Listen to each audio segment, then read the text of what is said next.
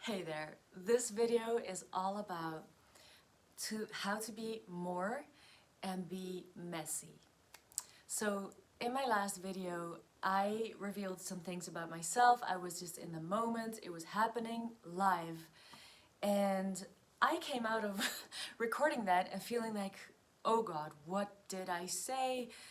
It wasn't even the thing that I said, but worrying about how others are going to perceive that. So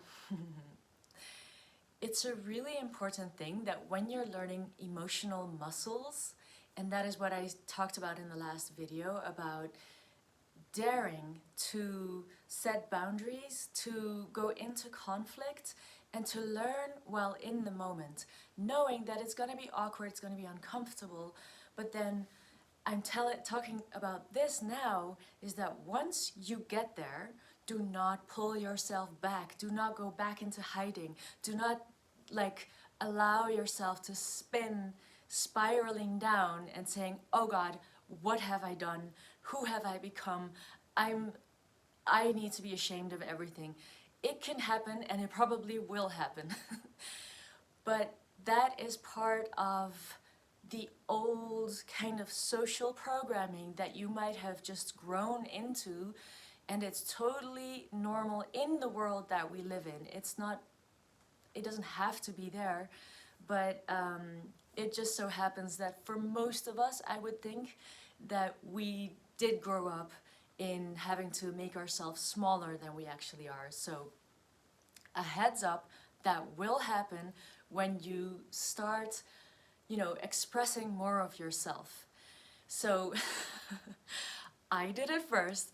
Now I'm giving you permission to trial and error, but not to beat yourself up when you feel yourself like you erred. Because when you try out new things, you're gonna need some extra space to just let the shit happen and see, give the universe time to respond. Give the other person time to respond before you fill in the space that you've newly created, new situation there. And even though you're feeling uncomfortable, don't fill up that space. Let the other, come forward and show up and tell you what they're made of. So, in my healing journey, well, the last video I was talking about my Samoan heritage, and I don't necessarily know everything about the Samoan culture, but from my experience in my life, I do have to talk about the big meaty subject of Stockholm Syndrome. Now, I know that people who are watching this either have experienced themselves, like you might have experienced this yourself, or you know someone that has experienced it, or you're very interested in these topics, and therefore we can go deeper into this and how this actually happens and what it means. So with a lot of experience with trauma and my own experience with CPTSD, there is a big difference where people will look at, say, trauma and be like, oh, that one thing happened. That's how mainstream tends to look at a bad thing happening. It was that one time, and then after that, it didn't happen again or whatever. And those of us who have actually been through those situations know that, especially when we're a little bit further on the healing path, our journey, that you would think it's the shocking moments that the thing actually happens, but for a lot of us, we've had to see that actually it's the details and the environment of around that, and having to not being able to come out of that situation, it wasn't an isolated incident. And there is where I think it's really important to change the narrative, and to, in what I started off in saying, give yourself the grace to be messy and to let energies that you might not know yet about yourself, and that might feel like you're being naughty, or you're being bad, or you're being, you know, something out of the context of safety.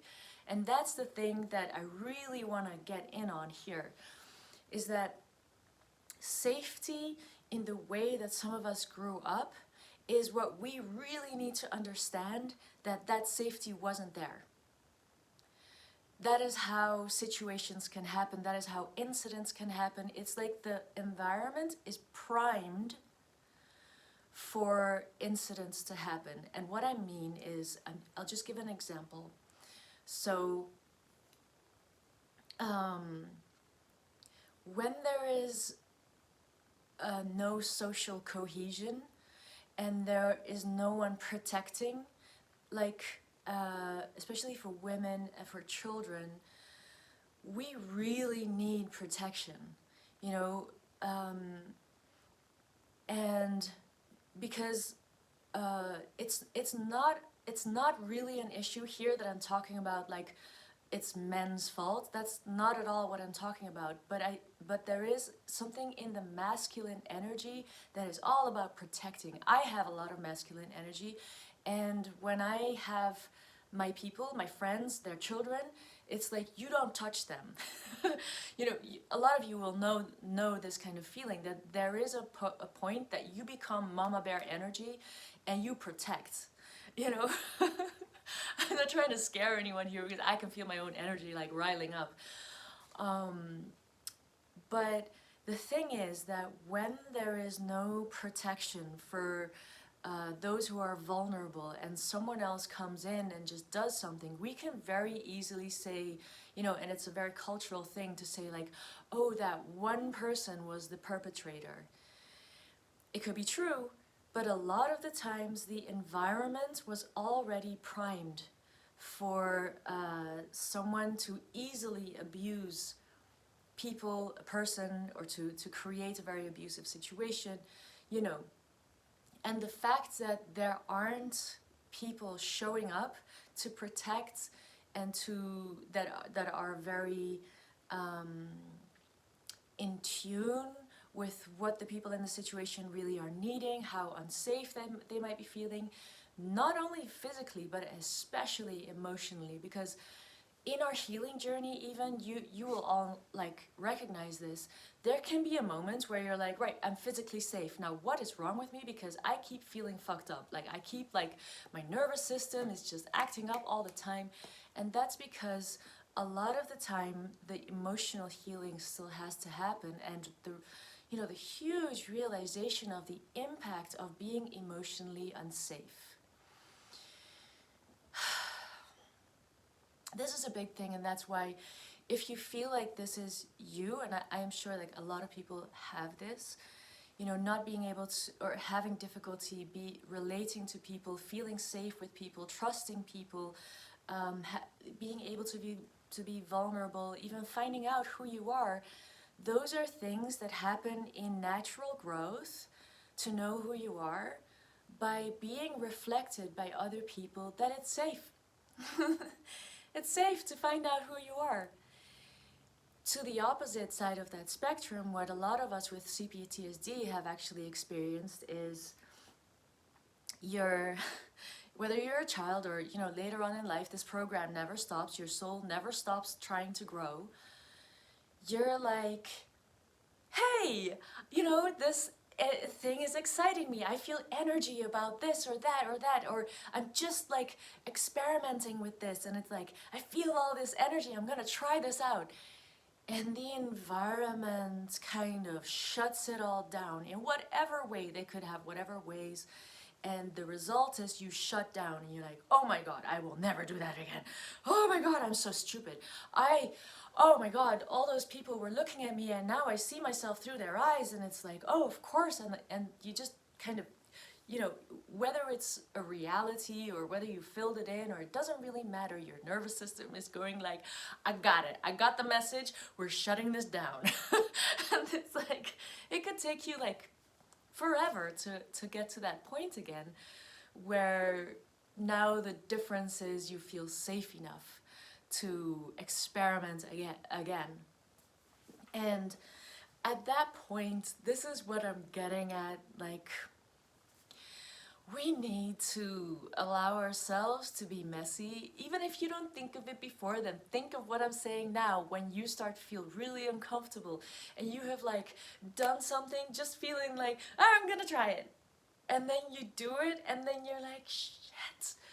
Oh god, oh god, oh god, oh god, and you're like spinning. Like you keep having in your mind all the reasons why you should maybe say sorry, or you should retract that statement, or do some kind of damage control. Oh my god, call my friends being like, I am so sorry I said that. And it's like, you know, there might be things, but give it a moment. Give it a moment and show yourself, and if you were me, it'd be like, show yourself and show the world it's okay. We're just gonna wait it out a little while and we can always come back when we actually have consciousness about it. Not that we're scared into having consciousness about it, not that we're scared into shaming ourselves and like before we're even ready, and like that we haven't even got all of our pieces together, but we're already showing up like, I'm so sorry. You know, I don't know what got into me, or, you know, so, look, I know that I'm probably very different from most people, but I think that most people watching this channel, this video, are not gonna be like, oh my god, I am so much like, I am exactly like her. I think it's more of a thing where you're like, I recognize this, what she's talking about, because there's part of me is also like that.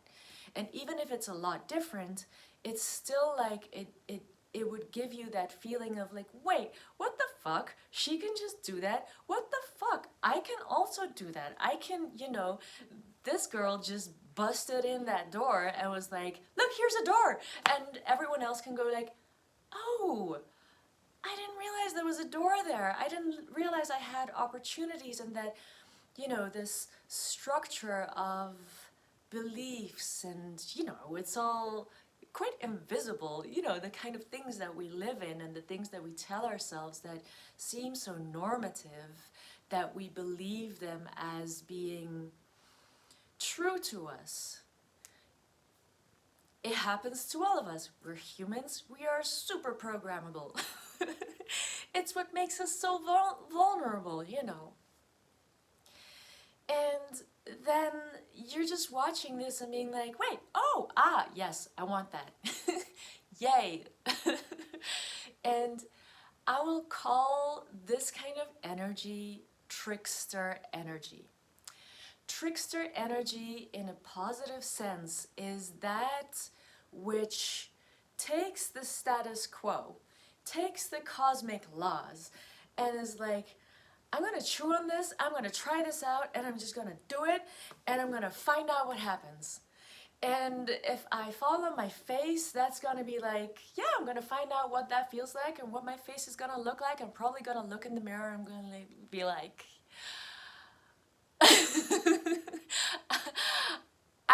I got some warrior tattoos, like some warrior scars, some, you know, some evidence of what I've been up to and what I dared to do that everyone told me it's impossible. I also said it was impossible, but then, you know, I threw myself off a cliff and this is what happened. Look, in human design, I'm a generator. I have a lot of energy. I'm also a 1-3. The 3 is all about, it's a profile name. You can look into it. But the 3 is all about experimenting. Like, I have to experience that for myself. If you have a 3 in your profile, you can look it up. You enter your birth data.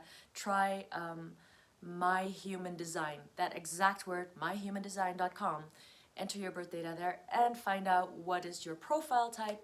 And if you have a 3 or a 6 in there, because at younger age, all 6s are a 3.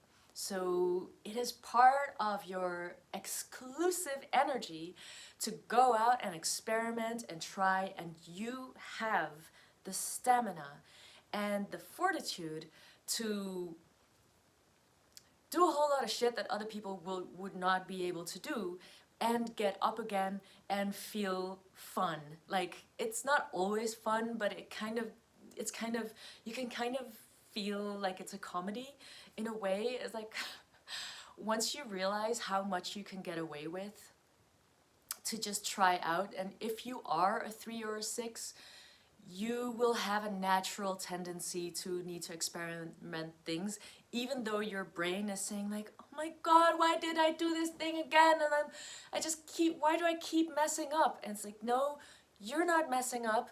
You just have the energy to take knowledge or wisdom or things that people are saying and try it out. You know, your body's just gonna do it.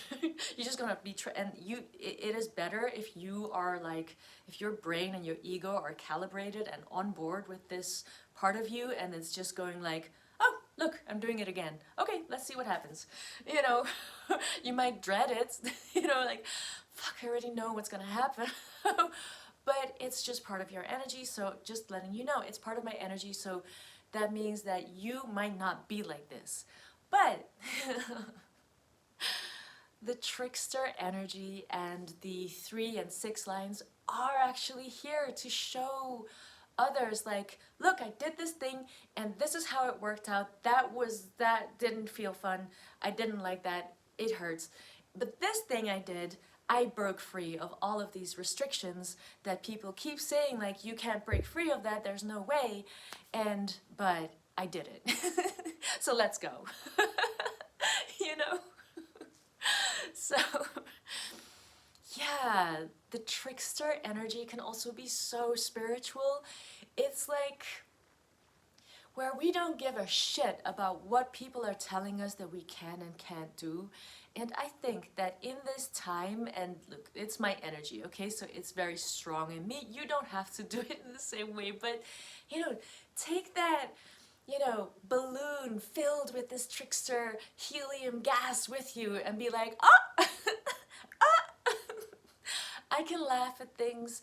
I don't need to take everything so super seriously. And I can trial and error things, and I'm gonna give myself like, I'm okay. I said that thing to that person, and who knows? They might look at you and just smile and be like, fucking hell. Okay, you brought it. And it might even elevate other people to feel like, I can get spicy. I don't have to be so serious about my life. I can try out new things. It doesn't mean that I am that thing, but you know, it's part of how we grow. It gets us like even back into a naughty child again. Like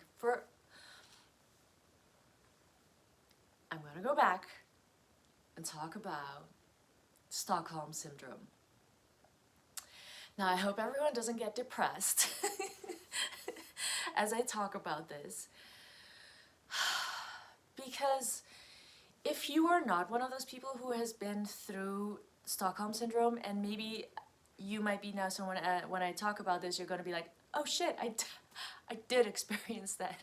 So I'm going to explain it and then tell you, like, you know, growing your emotional muscles, starting to see who you are, what you need, what your values are, and setting boundaries is how you get out of the realm of Stockholm Syndrome. Okay.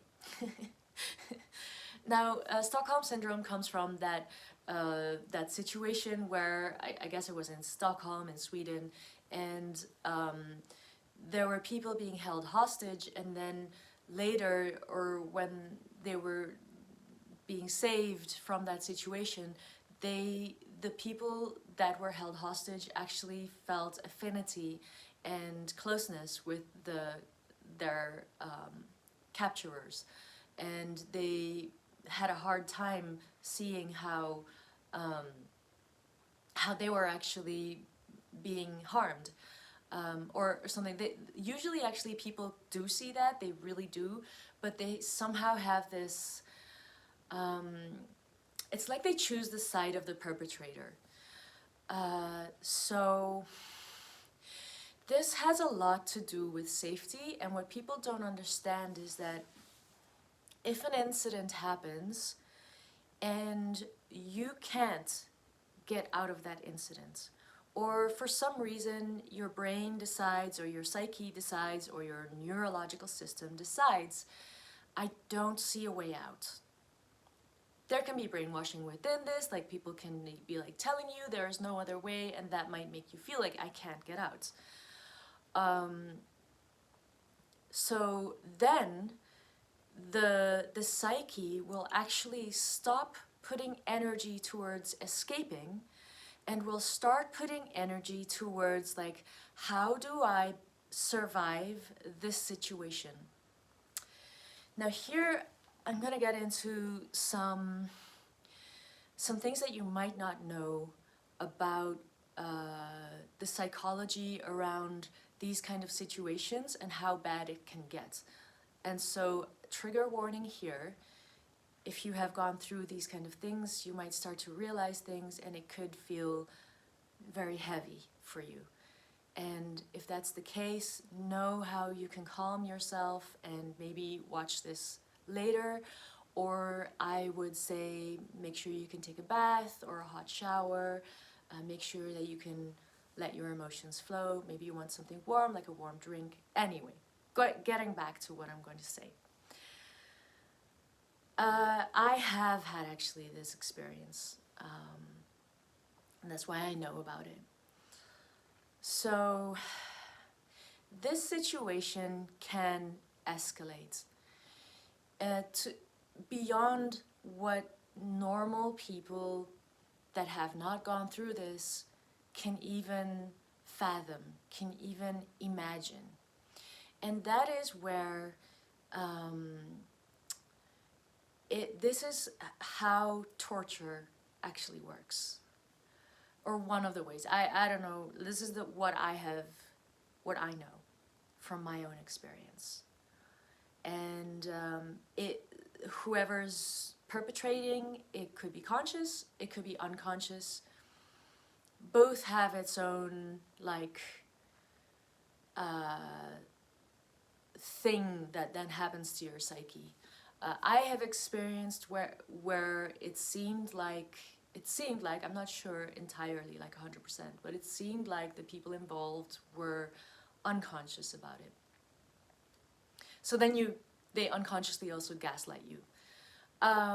So what I'm talking about is that, so the psyche has gone from, okay, I want to escape, I see no escape, now I have to deal with this situation and try to survive this situation.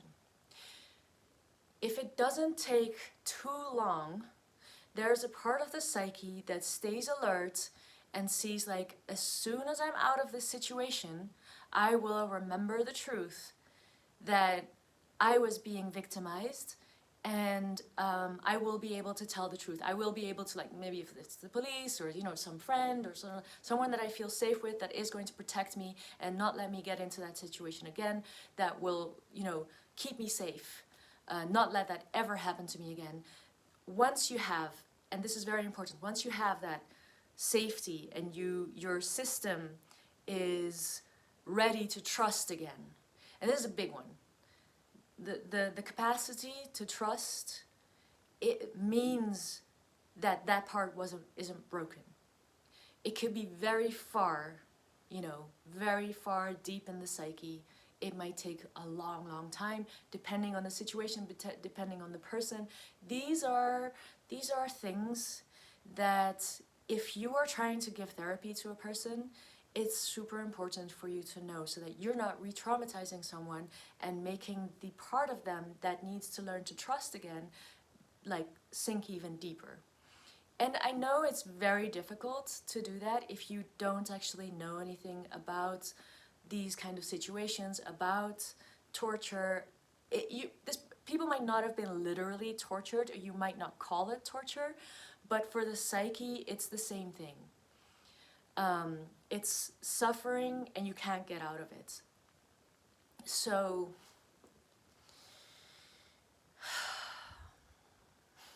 this is very deep stuff. So the part that is able to trust has to get to a space where it's like, okay, thank God, I trust that I'm safe. And now I can start to say, like, yeah, this is actually what happened. And then the person is really able to tell exactly what happened, and they are very able to say, like, this person did that to me, and I know that it's wrong that they did that to me.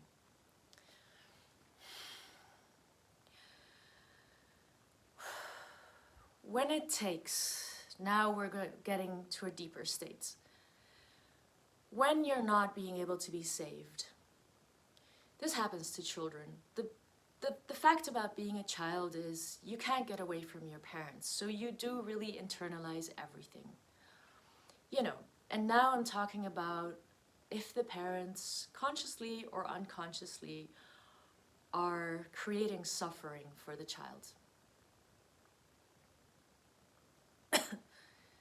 This sometimes is invisible to people on the outside, and if it is, it's very difficult for this child or the person in this situation, in a similar kind of situation.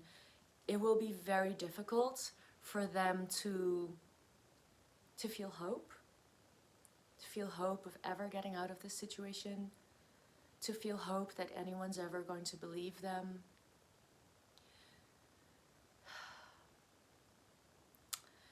And hope will be something that comes in strongly at an even deeper level.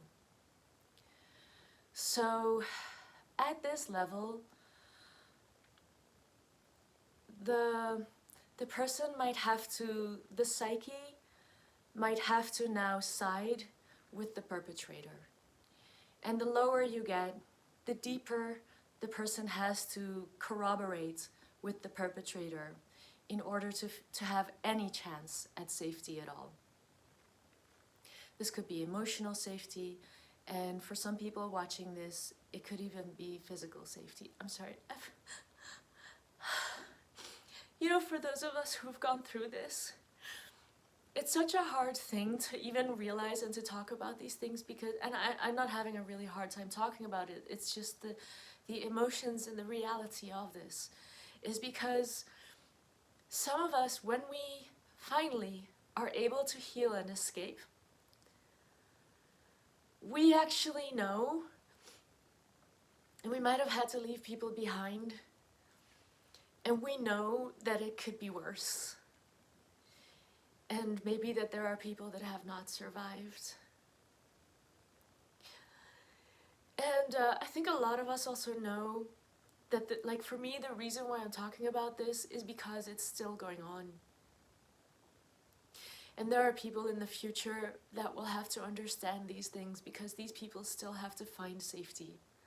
They still have to be able to come out of hiding, to find the strength to tell their stories, and to find people that will believe them, that will keep them safe, that will try to attune to where their psyche really is, that will help them come out of the wilderness of that betrayal, and to find ways to trust people again. And please don't push these people.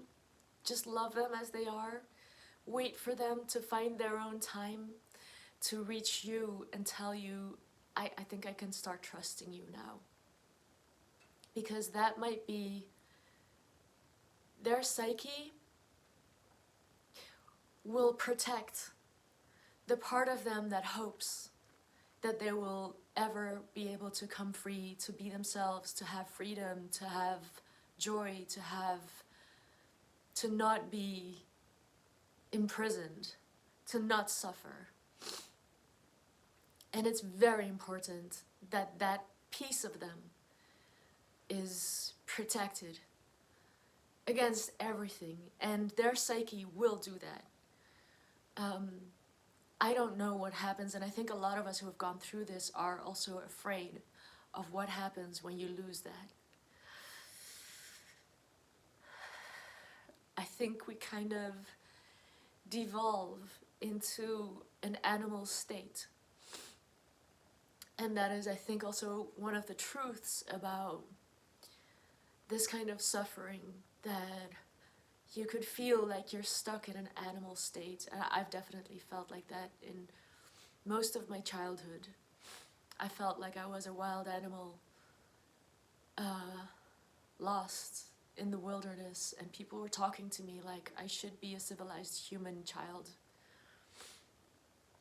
And I was able to adapt and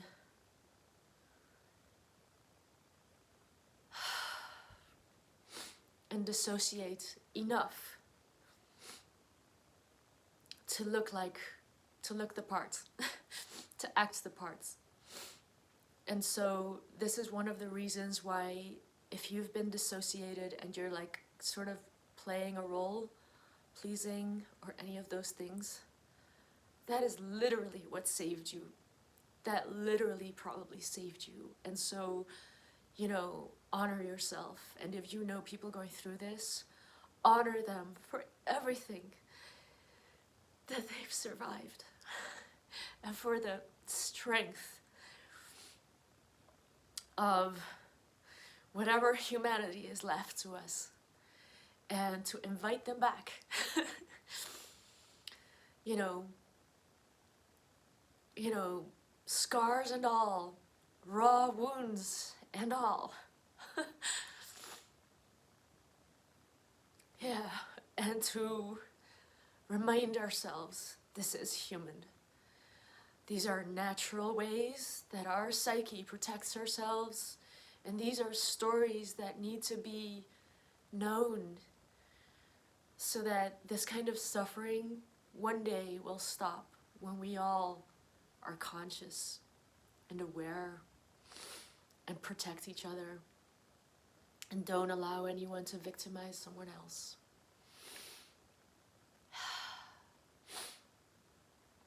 All right.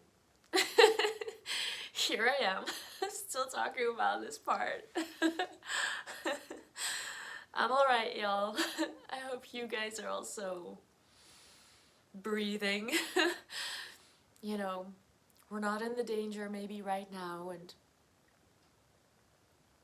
and if you are, just all my prayers go out to you, and please everyone hold that prayer for all those who need the strength to persevere or to find ways out.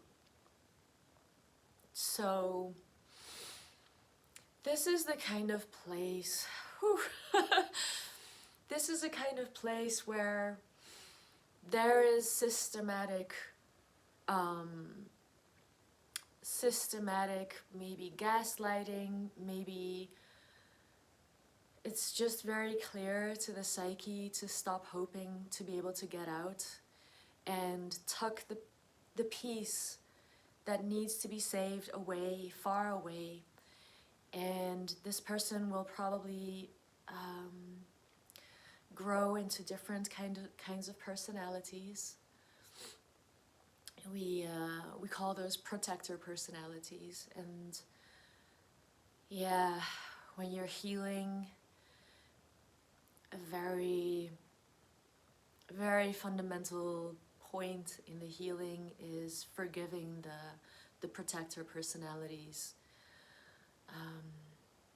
Yeah, softening those. It's very hard. It's very hard to do that because it's an internal job, and you don't always see it or you don't always know it, and there can be a lot of shame, you know, about being this way. We might be, you know, unable to be socially healthy because of this, and that's the journey. We're all finding out what strangeness we are forced into by being human. And yeah, it's like at this point, this person has to survive long enough for the problem to maybe go away, for something to happen. And there can be a whole lot of feeling frozen. And I can tell you from my experience that later on in life, and for me it's been more than 20 years of healing, that it's a very normal thing. It's just a natural expression of my healing journey to have a lot of moments where it kind of all gets cloudy, I get overwhelmed, I don't really know what's going on. I am able to now understand that it's something to do with CPTSD, it's a symptom, and I'm getting cascades of feelings of stuckness, of overwhelm, of feeling powerless, feeling my whole body freeze. I will literally feel cold. I might start shaking, I might have difficulty talking, I might start to slur, and it takes just so much energy to, even in that moment, deal with the protector personalities and loosen the whole grip on the situation and feel it's safe enough to just let it be. And to acknowledge that I am on this breadcrumb trail of healing. And there is nothing wrong with me. There's nothing wrong with you. When you're going through this, these are natural ways that we have adapted. And we are all pioneering and finding out what it means to climb out of that pit, to have thought that the pit was normal, to have not been able to conceptualize that there could be a life beyond, that there could be light, that it's sometimes difficult to find out that there are people that have never experienced anything like it. And so here we are. Yeah, let's breathe. It's such a mixture of so many feelings and rawness and realness. And honestly, this is where the strength of the trickster comes from. We all have so much wisdom. And our trial and errors, it's, everyone has maybe a different kind of trickster, but it's like our very own flair or style of trial and erroring. And it'd be really great to honor ourselves for that. It's nothing short of heroic, actually. Just saying, I know.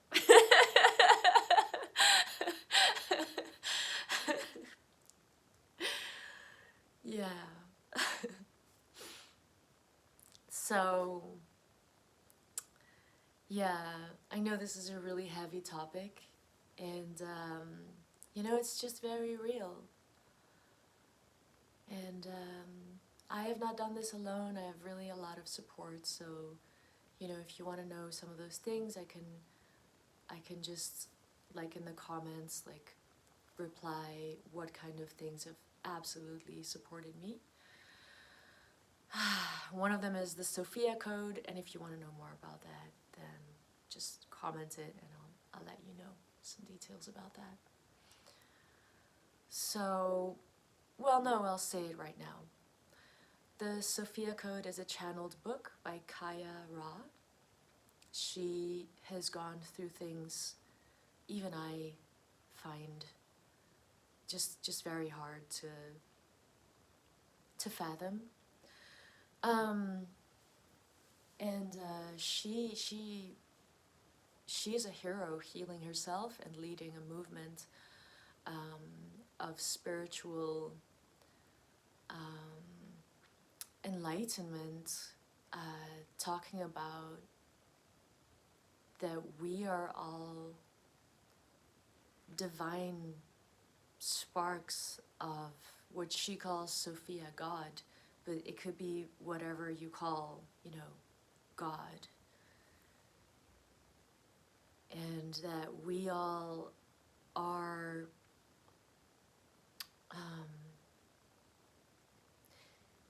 that we remain innocent throughout everything, and that everything's like part of the path.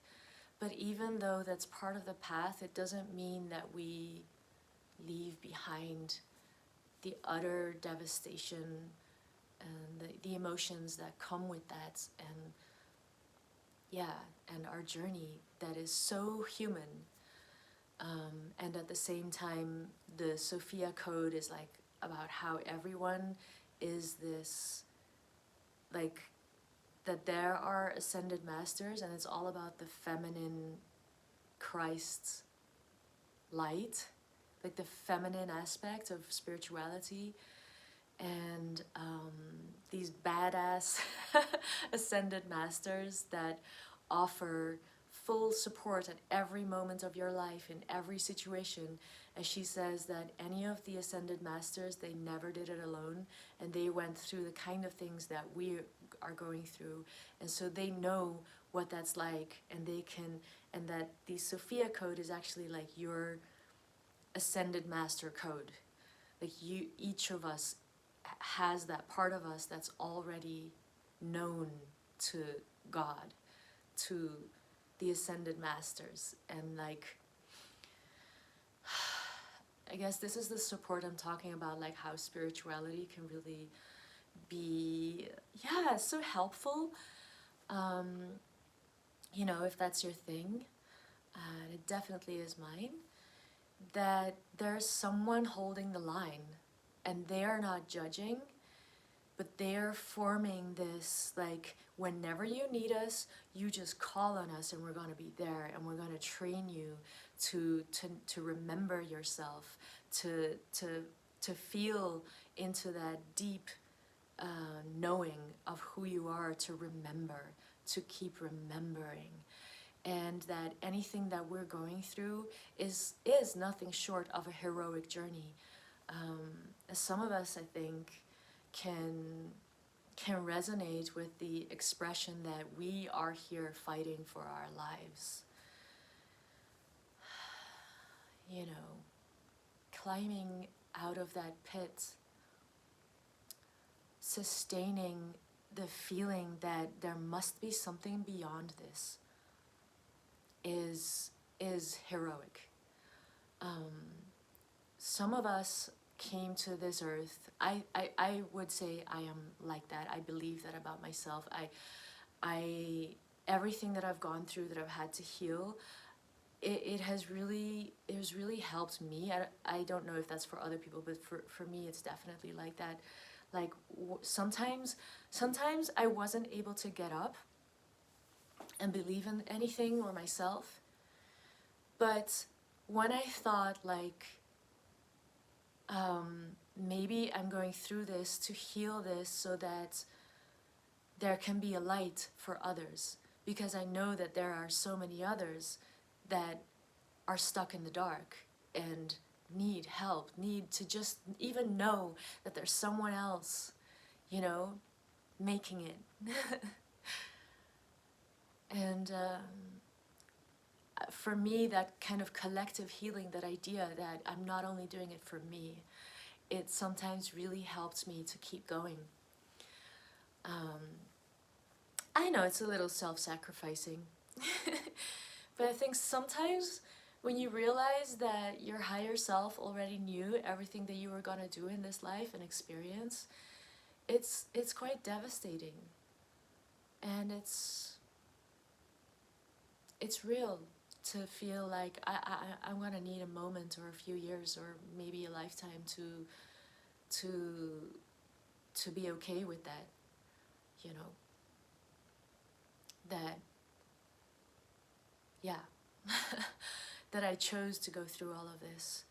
And the only thing that makes it all okay is when I come out here and show up and realize that I am climbing out of that pit, and as I'm climbing out, there's something else, like, yeah, but as I'm climbing out of that pit, and you know, the whole the literal situation of torture or suffering, or however we can call it, like the Stockholm Syndrome situation, even when it has stopped, like I'm still climbing, like I don't even know how to stop, because I have so much healing to do.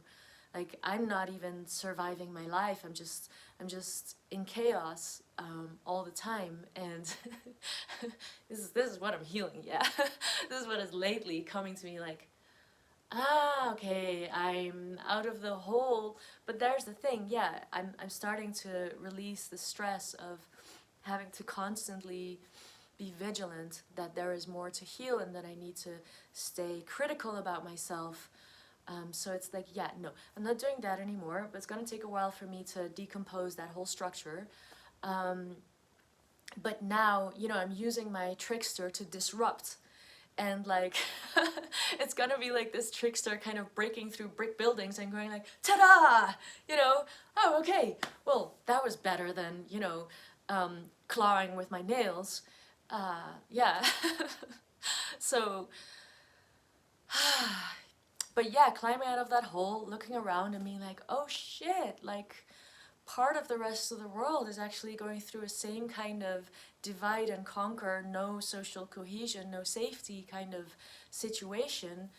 And like there is a kind of grand scheme of coercion going on, and I can't stand for this. I mean, I know that it starts at a very like subtle level. It's like how we believe in things that are not true, and then further down the line cause like people to do violence on others and think that that's okay. But that whole, for them to get that far, it actually started somewhere that seemed harmless. But when we've gone through all of it and being gaslit about a whole lot of things and regained so much consciousness around how this works, like we can be like, no, this actually doesn't work. Like all y'all who are living in that mainstream, and like I don't need to preach to them and or tell them like to change, but like anyone that's coming looking, here I got a sign, you know, I'll talk to you, I'll fill you in. Yeah.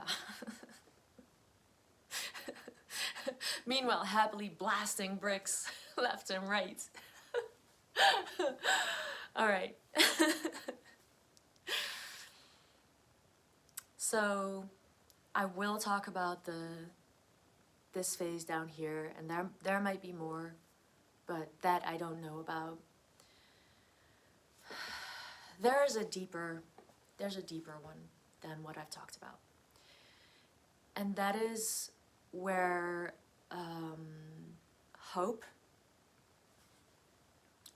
I would almost suspect that this would have to be conscious torturing, conscious perpetration and victimization. But I'm not sure. But I think that we do see it in a lot of places. I do, in any case. I probably have a radar for it. So there are those situations,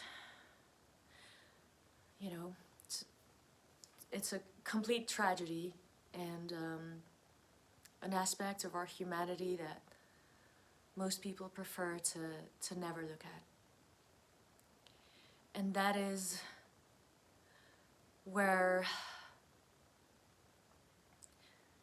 a person might not ever come out of that situation. They might not be able to come out of it alive.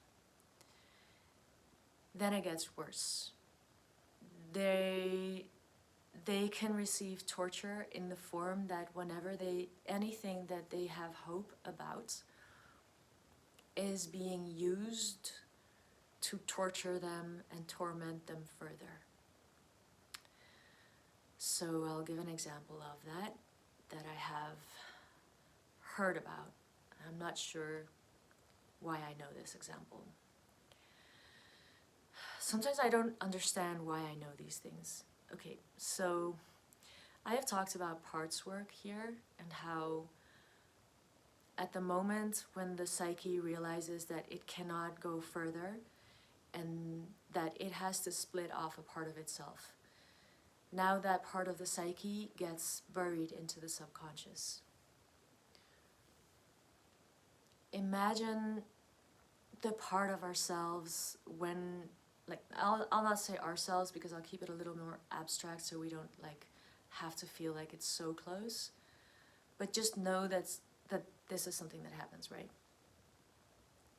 So the part that I was just talking about hope and it being a dangerous vulnerability when someone's trying to find ways to harm you more, when they've already imprisoned you, when you already believe, or maybe it's made totally clear that you can't get away.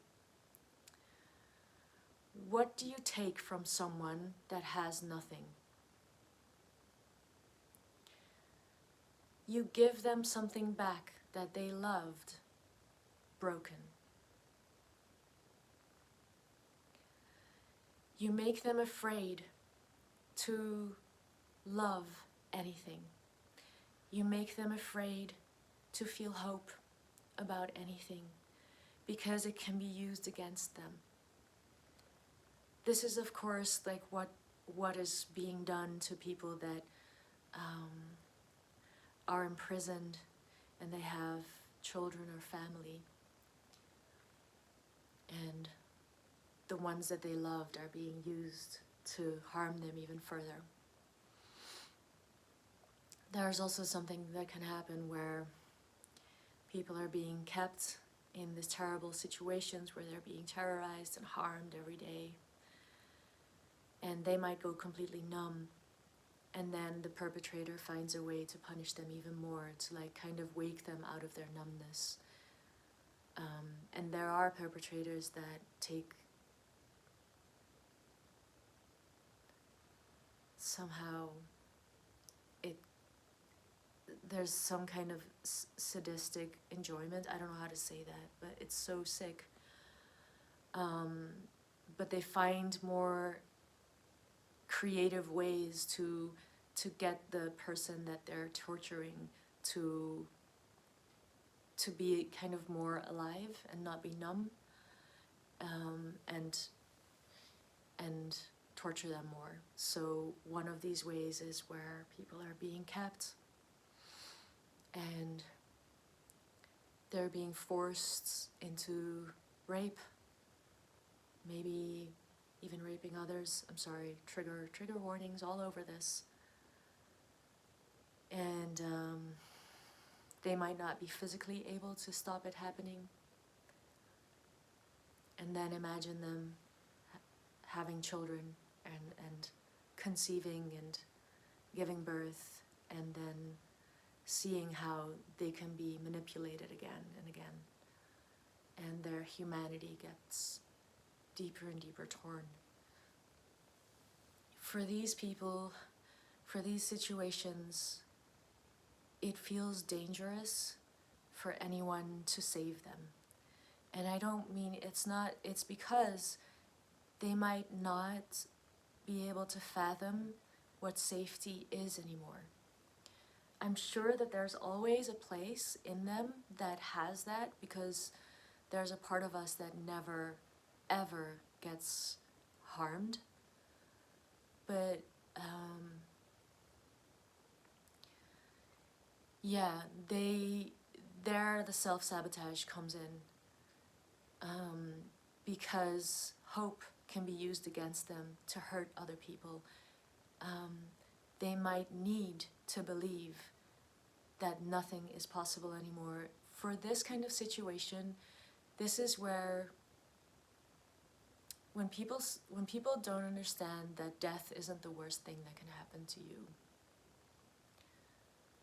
it's this. It's endless suffering and being used as a tool for suffering. That's That's the worst. Maybe there's worse, I don't know, but this is what I know.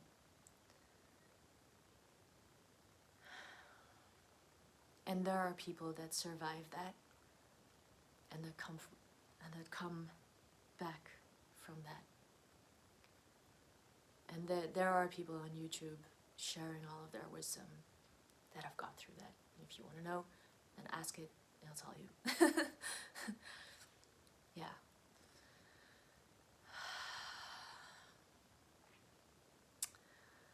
And yeah, sorry, that came out kind of manically.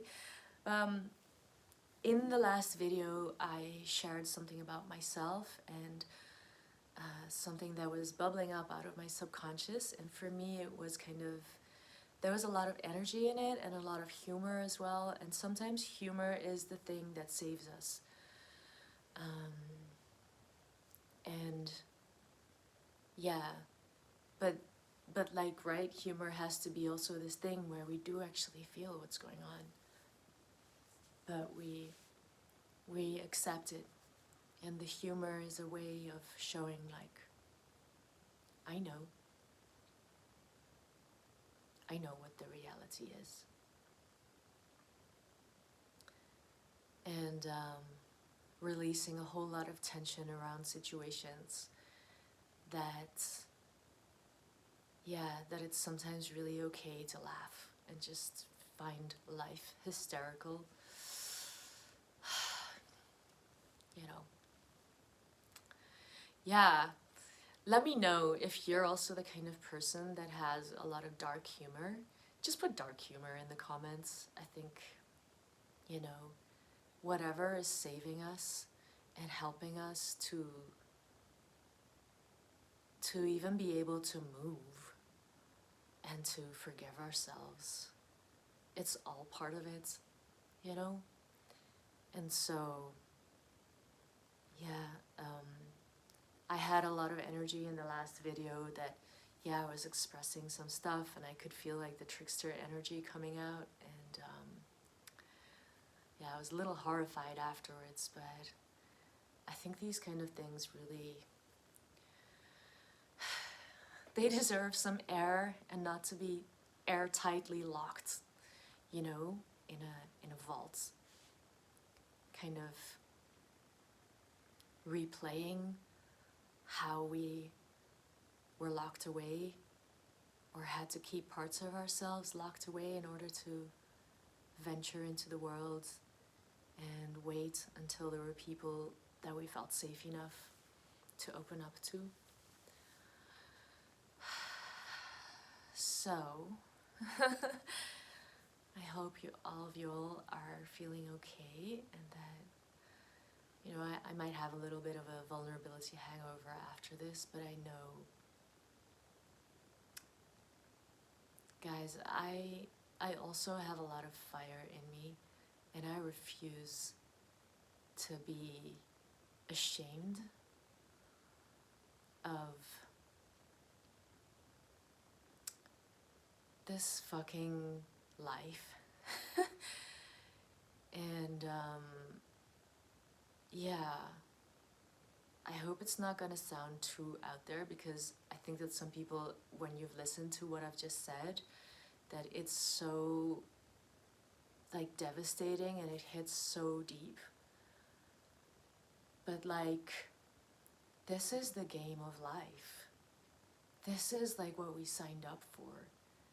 I'm not trying to make this trite at all. Like, we know how deep this goes, how serious the game goes, how we are saving our souls from devastation and from the idea that we're irredeemable or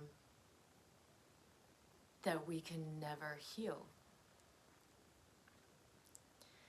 And here's, I think, where the trickster can show up. Oh my god, I loved the trickster energy. If you feel like you just need to, like, feel like what kind of powerhouse is a trickster energy, look into honey badgers. like like can take the most poison of any animal in the animal kingdom. In like the totem of the honey badger, I mean, it's so funny. There are videos out there that just show almost like the humor of the honey badger. It's like it will not back down. The other animal can be like a lion or a leopard, or I don't know, hyenas even. Like, but look at the ones where the honey badger survives, because I know people like to post all kinds of things, it's fine. But honey badgers can survive so much. They are like little tanks. They will like go out and hunt cobras, just to stock up on like poison in their bodies, to just like maintain an anti-venom kind of stock. And yeah, they don't back down. They're very aggressive when you don't respect them. Like, yeah, they will chase lions and leopards and big cats and like play with them in this fight game. And yeah, they honey badgers.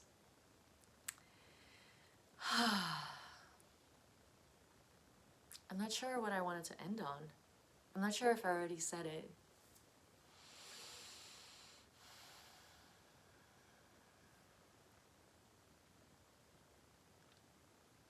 Yeah. Yeah, there is one last one. Yeah.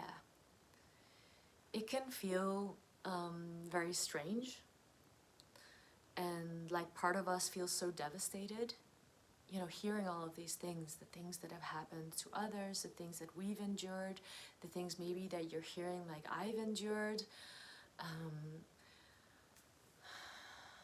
There is this part of ourselves that can be like very serious, and like maybe almost not realizing, like you might be telling yourself you're not allowed to enjoy life. And I want to turn that around for you, because we're not helping the people that were left behind, the people that are stuck, the people that need our help. We're actually not helping them by dimming our light. But like, we can say the prayers, we can thank, you know, everything that supported us to help us, that helped us break free and heal. But sometimes we can feel responsible, or like we need to carry the weight and like save others by not being happy. And somehow, yeah, no, don't do that. You are a loving person. You can just go there. You are love itself. If you are even thinking of those people, you are love. Their fire lives in you. We are all one human body. So you go out there and you know the power of joy, and you live that joy. And you know, we will cry when we have so much joy, and then we think of the people that aren't with us, that aren't able to be there with us. But we live for them, and we send them the joy and the deep like power that we have to keep forging that path forward, and that we collectively are gonna create this world where, when that moment comes, when all of those people are freed, when all of those children are freed from the darkness, from where, you know, from that cycle of suffering, when they are freed, they come into a world that is ready to receive them. And not the world that we encountered, where it was like you had to arm yourself again in order to be not told you're crazy, or all of the other things that made you doubt yourself, so that you had to wait with your healing until whatever moment. We might even still be in that phase. But we create the energy frequency that gets everyone else on board. Like, these things are happening, people. We know because we survived them, and we are knocking out of the ballpark. We are breaking down the systems because we are refusing to be part of that system that maybe lives within us, that is keeping that social status, that status quo, and keeping that silence.